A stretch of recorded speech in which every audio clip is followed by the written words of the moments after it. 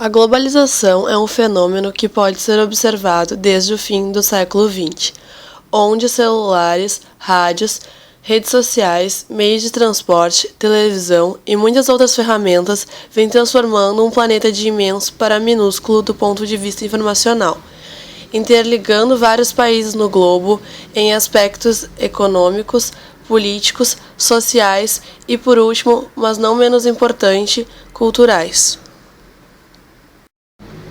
A cultura está ligada a um povo. Diante disso, como entender a globalização da cultura no contexto atual?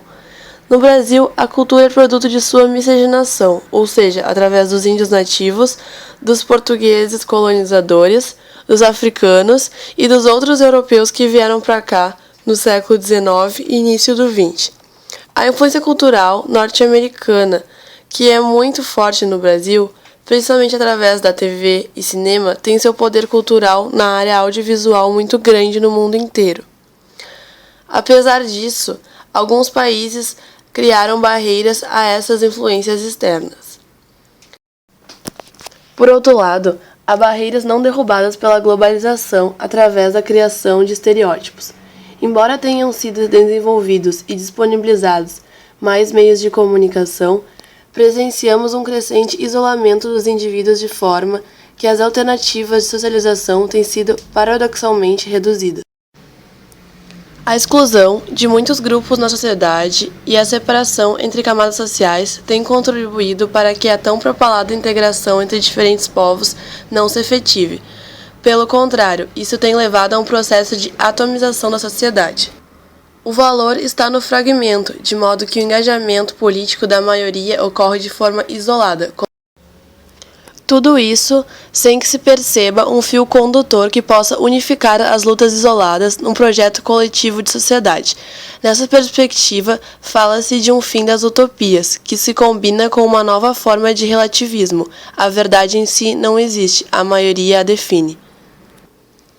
A globalização encurtou as distâncias métricas, aumentando muito mais as distâncias afetivas. Ao pedirmos a uma pessoa para descrever a fisionomia de um brasileiro, ela provavelmente não vai conseguir responder a essa pergunta, pois o Brasil tem uma diversificação cultural enorme, com descendentes quase que diretos de chineses, japoneses, alemães e italianos. A diversificação cultural no Brasil não é só visível por causa da indeterminação da fisionomia de sua população. Ela é vista também em cidades inteiras, como as cidades que têm a população bilíngue, arquitetura, comida, dança e folclore influenciados pela cultura alemã. A cultura nacional de determinado país é definida por alguns aspectos como, por exemplo, o conhecimento, a arte, a lei, a moral e os hábitos adquiridos ao longo dos anos. Com a globalização, a cultura de um país deixa de ser limitada pelas fronteiras e passa a percorrer o mundo, atingindo e principalmente se fundindo com outras culturas já existentes. A cultura do Brasil é uma síntese da influência dos vários povos e etnias que formaram o povo brasileiro. Não existe uma cultura brasileira perfeitamente homogênea, e sim um mosaico de diferentes vertentes culturais que formam juntas a cultura do Brasil. Entretanto, para a maioria dos estrangeiros, o povo brasileiro é alegre, hospitaleiro, trabalhador e confiável. Porém, a pobreza e o desemprego são muito citados como principais problemas nacionais, pois nem tudo é carnaval no país do futebol.